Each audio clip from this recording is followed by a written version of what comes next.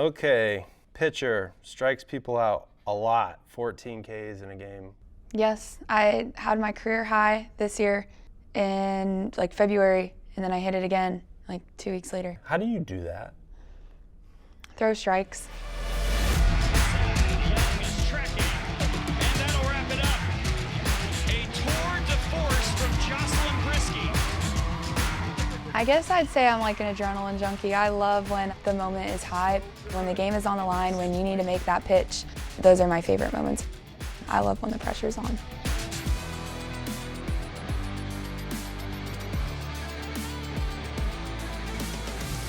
I am from a small suburb of Phoenix, Arizona called Ahwatukee.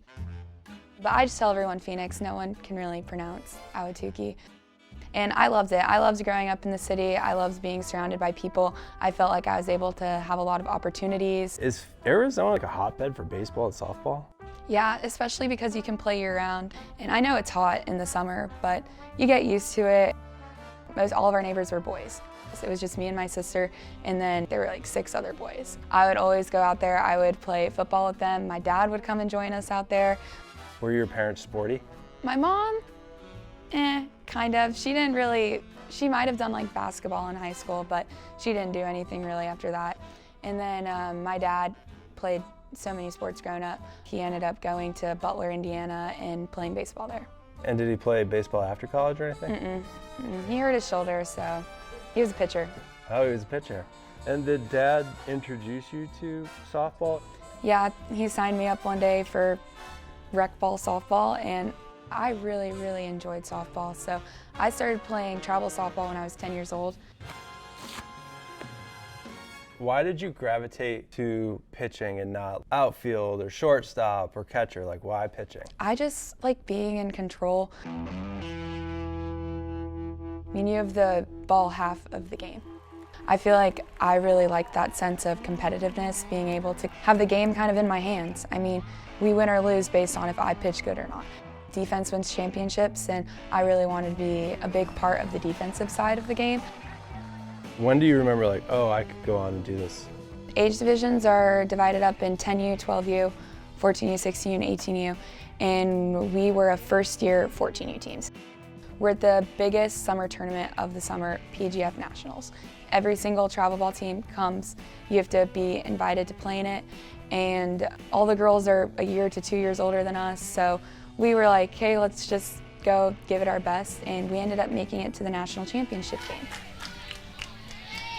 And everyone was like, who is this Arizona Storm team? The team we played in the Natty, almost every girl on that team was already committed to play college softball. So we're a bunch of 13-year-olds playing against girls who already know where they're going to college. And we lost the game 4-2, but that was kind of the first time where we were like, we can compete with anyone. Like, we're good enough to play at the level that these girls play at. And then when did you get attention from a college prospect? I'd really say like when that 14U summer hit, and like we had 50 colleges at games. Like, it was crazy. You'd look in the stands and you'd see just any college that you can think of, SEC, Pac-12 at the time, Big Ten, like anyone that you could think of. Watching our games, it really was like, wow, like I'm gonna play softball in college. And that was at 14 years old? Mm-hmm. When did you actually get your first offer? Who was it, and what did that feel like? Jocelyn Briski is only just beginning to realize how dominant she can be. She's already recognized as one of the best in the state. I had to wait till September 1st my junior year, so this was in 2021, and coaches, they call you right at midnight. Like, when that clock hits midnight, you're getting phone calls. I had skipped school the next day too. Really? I took to take phone calls all day, yeah. I remember my dad set up like a camcorder to just like record all of it and everything, and I kind of had a good idea of some of the coaches that were interested. They'd talk to my travel ball coach, and my travel ball coach would tell me like, hey, this school is probably gonna call you, this school is very interested. And when it hit midnight, I remember getting the first phone call, and it was from Norman, Oklahoma. And we talked for about 5-10 minutes, but those calls were very short. It's so late at night, and the time difference, it was 2 hours ahead. Then Murph called me right after. Alabama called me. And then Alabama's assistant at the time, Coach Allie Habitz, called me right after that. And then I got a FaceTime call from Oregon, and my phone is just flooding in with texts from all these kinds of schools, sending graphics and everything, asking to set up phone calls tomorrow morning. And I talked to probably about 25 to 30 schools within the 24-hour span. And I really had to sit down and be like, what schools do I want to go on visits to? Because at the time you could only choose 5. So how did you whittle that list down to 5? Back in the day, I wanted to go to Michigan. I don't know what, but I was like, it's a great university, historic university, especially in softball. And I thought I was gonna be ready to embrace the cold weather. And I went there and I loved it. And I looked at my parents and I was like, I want to commit. Like, it was my first visit. I was like, I want to commit. I don't want to go on my other visits. And they were like, no, you have to go on your other visits. We're not gonna let you do that. And I remember I was so mad at them for not letting me commit on that visit, but I'm so grateful that they didn't let me commit on the visit. And then my second visit was Oklahoma. I mean, Oklahoma is a phenomenal program. If anyone knows college softball, you know the University of Oklahoma. Great facilities, great everything. Everyone always asks me, like, why not Oklahoma? And I just didn't fall in love with it. Like, I fell in love with Alabama, and Alabama was my next visit. I did these all back to back to back, and when I got here, people always tell you that you kind of get a feeling when you're at a school and you're like, oh, this is the one, and I got that feeling the second that I stepped on campus here. I felt so welcomed by the coaches, by the players. I mean, the visit was just amazing. And so I was supposed to do Stanford and Arizona State, but I canceled those visits and committed to Alabama. So mom and dad let you cancel those? Yeah. I think they could tell just how happy being here made me. They were like, we have not seen you like this engaged, this excited to be at a place yet. Montana Faust was my host, so being able to be in her presence was amazing. I got to spend a lot of time with her, and I had a lot of really great conversations with a lot of the players and how much that they just like loved this program. If I was going to be going somewhere very far away from home, I wanted to go to a place that felt like home, where I wasn't missing my family constantly, and that I felt like I had a place where I belonged. It felt real, it felt authentic, and I think that made a big reason into why I chose Alabama. This past year, Jocelyn was thrown the biggest curveball of her life when her mom, Melissa, received a call from the doctor.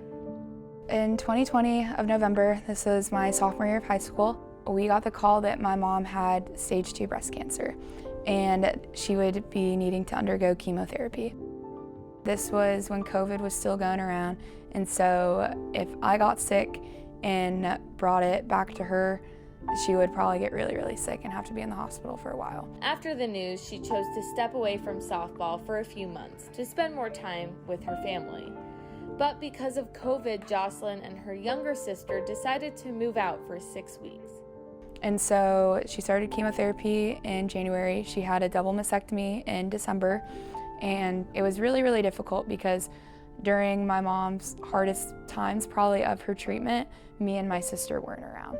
But she was so supportive of us going and doing what we needed to do, and she understood that.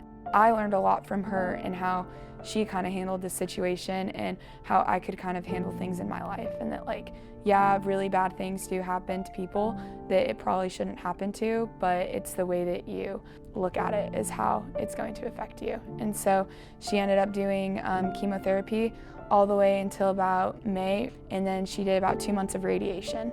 And then that following year in May 2021, she got to ring the bell that she was cancer-free, and to this day the cancer still has not come back, but it's just a reminder of I get to play for her. I mean, when we do Power of Pink here, it's my favorite days of softball season because it's just a day that I get to honor her.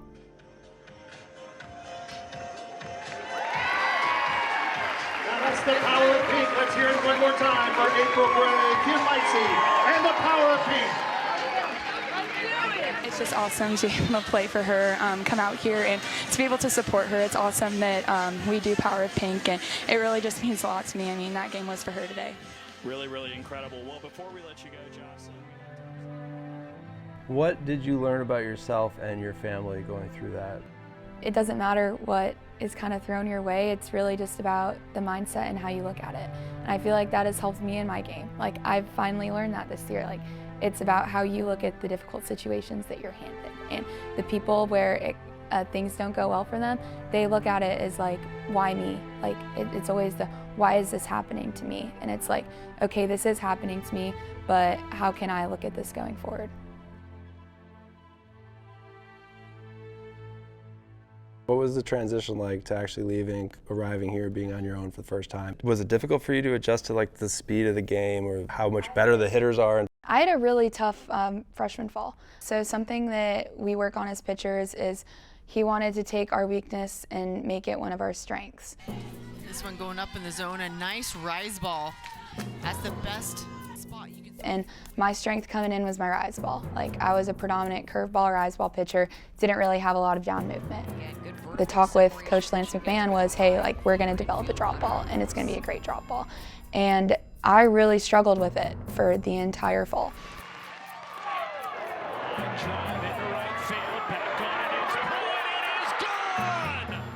I was getting home runs hit off me left and right, and I was like, I might not be cut out for the whole college thing.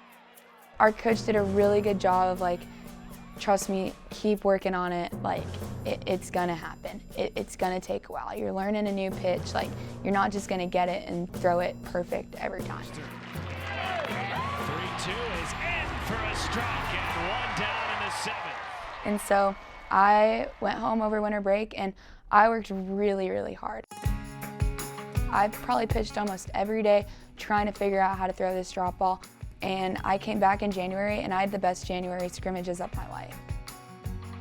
No one was getting hits off me. Like my drop ball was very sharp and it finally kind of clicked for me like, okay, like I can do this. My pitches are working, everything's working, and it carried all the way on through my freshman season. You won a World Series game your freshman year. Tell me about that experience. It is 86 degrees. The feel-like temperature is 94. There is storminess to the north of us and a little to the west. So we are in the area of potential storms here. Let's hope they stay away for this elimination game between Bama and Tennessee. It was the best experience of my life. This is an Alabama team that struggled to hit throughout the season. They were slumping down the stretch. They lost 6 of their last 8 games before the NCAA tournament, but kind of just tried to find the fun, tried to get a little loose, and that's carried them here to this Game 3 in Knoxville. Being able to, go into Knoxville as the 14 seed, playing Tennessee, the 3 seed, at their home field was obviously amazing. Valentine lifts one deep to left. West is going back at the track at the wall, and it is gone! Grand slam, Riley Valentine!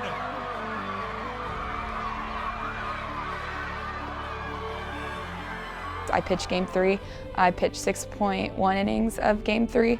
Briski has been excellent so far as Tennessee's trying to solve the freshman from Phoenix, who threw 4 innings yesterday, gave up 5 hits, a couple of runs, a walk, after throwing 13 pitches in Game 1 of the Super Regional.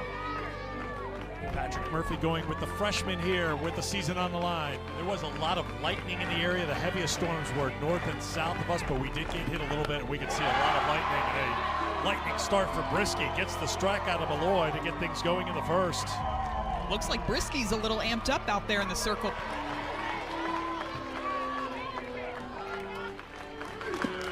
Off speed, Briski, great start with the 4-0 lead, gets the strikeout. Briski does it again, a strikeout to end the inning. This is a line shot, glove by Haviland, who pulls it down. 1 away. 2-2 the count to Faw.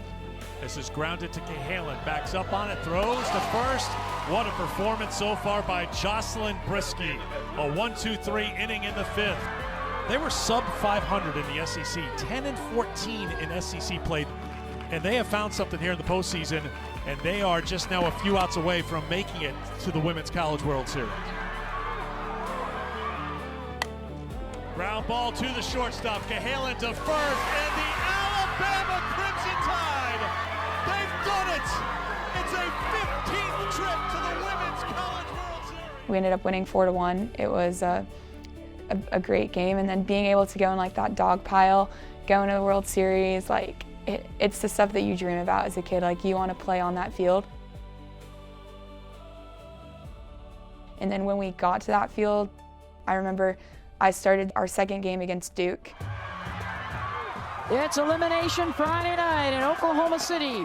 A doubleheader to avoid the dreaded 2 barbecue. 2 teams survive, 2 teams say so long at the Women's College World Series. We lost our first game to UCLA, and so it was an elimination game. Had a big start in the Supers against Tennessee last week and won, so a reward for her to get the start here tonight, trying to keep their season alive. And I was like, oh my gosh, the coaches trust me to go out there and start an elimination game in the World Series. But you go to a place like Alabama and you know you're following in the footsteps of Montana Fouts, one of the greatest ever there. You got to want the ball, and she is proving that she wants the ball and wants to be a part of that legacy. And I think I went 3 or 4 innings in that game. Duke 1 out away from heading home. It truly was just like amazing, being able to look around at 13,000 people watching you, knowing you're playing on ESPN. Like it was awesome. And Caleb Beaver ends it for Alabama. The Crimson Tide survive in advance. Briski and Beaver get it done in the circle. It was truly just like surreal, like being like, I made it, like I'm here. Alabama figuring it out, by the way, the last 3 weeks of the season, a team that you did not pick to be here, and they keep extending their season. What have been the biggest challenges for you from that moment to where we're sitting today? I came back in this fall. I had the best fall of my career. I was very, very confident. January kind of rolled around, and then I got sidelined with an injury. And the thoughts could have kept creeping in, like, here we go again, like, something's happening, how are you going to react to it? Are you going to be able to reach your full potential? I mean, my confidence was at an all-time high, and I was like, am I going to lose my confidence? Like, it was really, really hard, and I was sidelined a little bit at the beginning of this year, not being able to kind of play on a lot of pitch counts and everything. Last year, I probably would have folded and been like, why is this happening to me? This is ridiculous. I worked so hard and now it's worth nothing. But instead this year I was like, I'm just gonna have to wait a little bit longer before I'm able to show everyone kind of what I've been working on. And I think that is just making all the difference. I battled with a lot of mental health issues that really, there was a point in time, I think it was the Oklahoma series, and it was right before that game. I had a very long talk with our pitching coach, and I was talking about maybe taking a 2-week break from the team. And then Murph tells me I'm pitching that game. I was like, okay. Look, if you're Jocelyn Briski, you have to be able to push yesterday to the side and focus on today. Up the middle, backhanded Haviland. Hard stop and a throw to first in time. Boy, has she been slick. I went out there and 2-hit Oklahoma, and we won the game 5-1. Briski trying to bring it home. 1 strike away from taking down the 4-time defending national champs in front of a sold-out Rhodes House crowd on a Sunday night in Tuscaloosa. Fly ball, left field, in foul territory. Caught. And Bama takes game 2 against the defending national champs.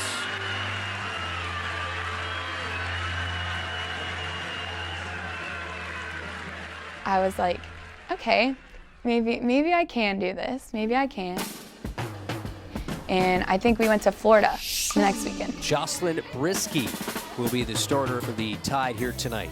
And Jocelyn Briski did get a complete game in the second game for their first win of the weekend. I had a pretty decent outings against Florida. And I was like, okay, like this is getting better. And I feel like after that moment, I could kind of see my mindset sort of shifting a little bit in the right direction.